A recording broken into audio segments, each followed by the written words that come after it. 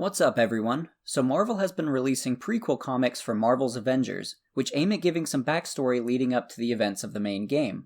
So far, there have been 3 prequel comics released, which are Iron Man, Thor, and Hulk, with Captain America and Black Widow releasing in March.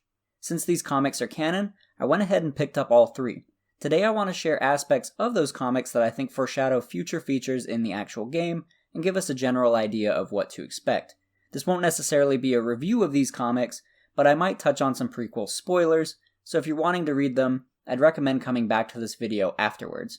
I will also be discussing some aspects of the leaked achievements for the game, which are also spoilery, but with that said, let's get into the first comic, Iron Man. The Iron Man comic sets the tone for the rest of the comic series, and gives us some deeper insight into how the Avengers and S.H.I.E.L.D. are working together. So yeah, the Avengers and S.H.I.E.L.D. are working very closely together, which we get hints of in the A-Day trailer. In that trailer, Tony talks to Maria Hill and references Nick Fury. Tony is also deeply concerned about the enemy having Stark tech, which is basically what this prequel comic dives into. Avengers, the convoy is carrying classified S.H.I.E.L.D. prototypes. Fury is tracking down the full manifest. Hell, how's the cat? Tell Fury I really love being shot at with my own weapon. Oh, nothing. Everything's just peachy. Just hoping these guys don't have... They take it back. They've got pulsar tech. At the start of the comic, we see the Avengers taking on the Lethal Legion, which is a supervillain team comprised of the Beetle, Titania, Absorbing Man, and Whirlwind. The Avengers are struggling more than they should, and Tony realizes this is because the Beetle was able to get his hands on some of Stark's data.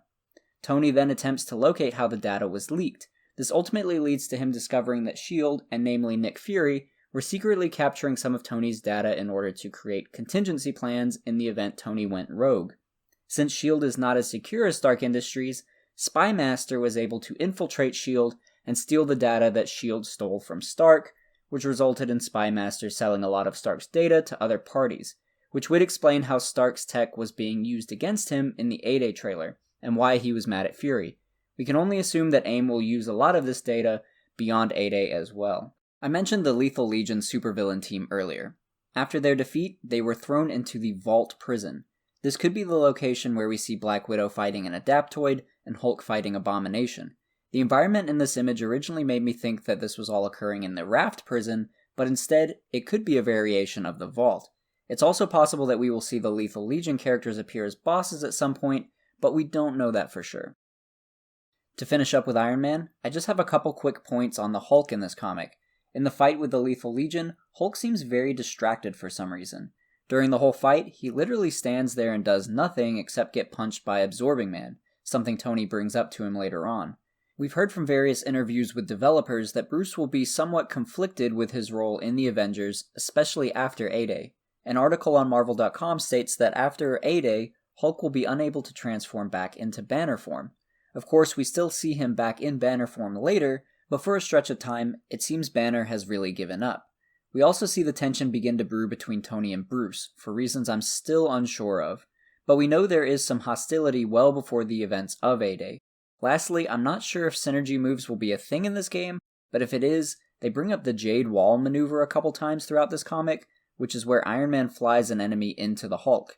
Like I said, I'm not sure if synergy attacks are a feature, but if they are, I'd expect to see the Jade Wall show up in some capacity.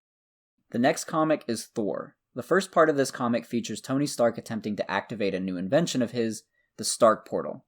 The Stark Portal would act like the Bifrost and allow the Avengers to instantly portal over to wherever they are needed. In my opinion, this sounds a lot like a fast travel mechanism or some way of explaining how the Avengers are getting to different locations in the game quickly.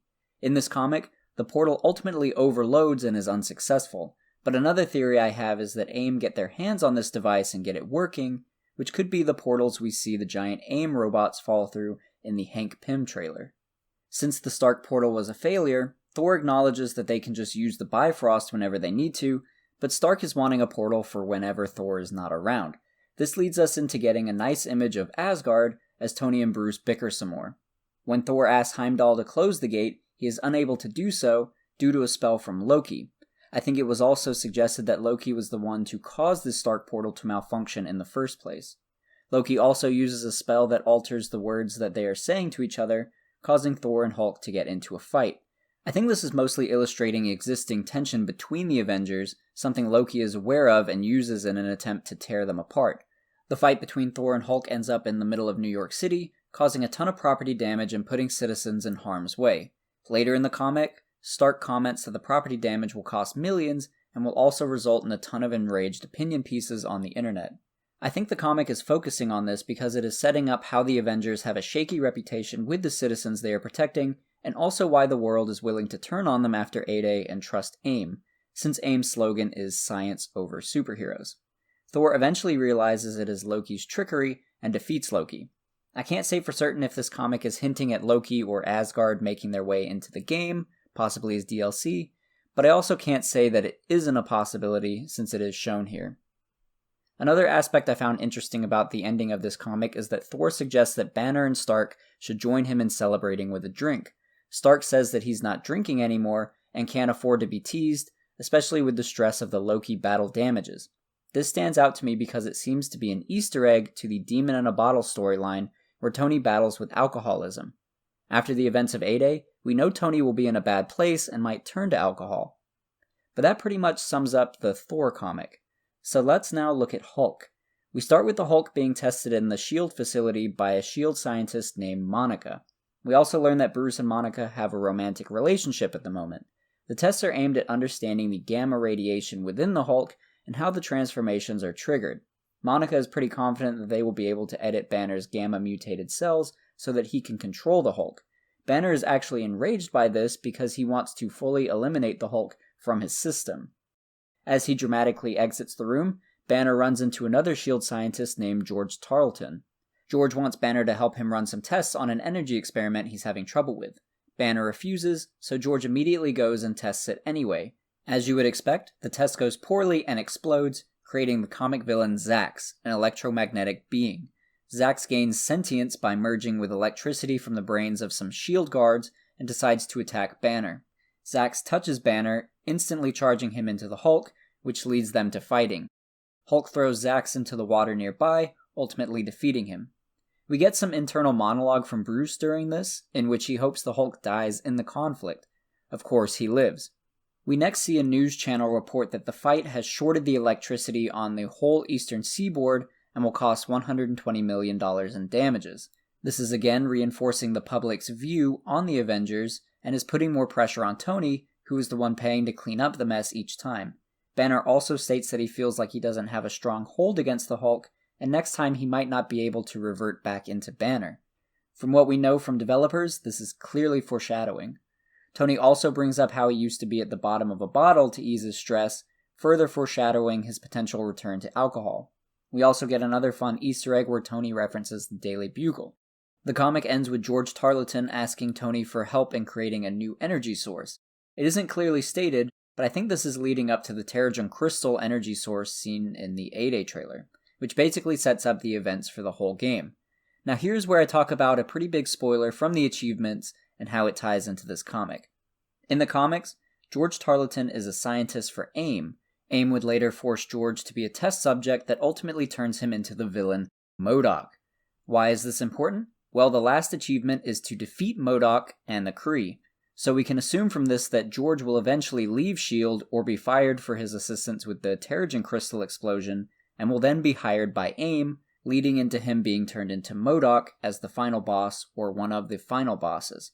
I also think that the Monica in this comic is Monica Rappaccini.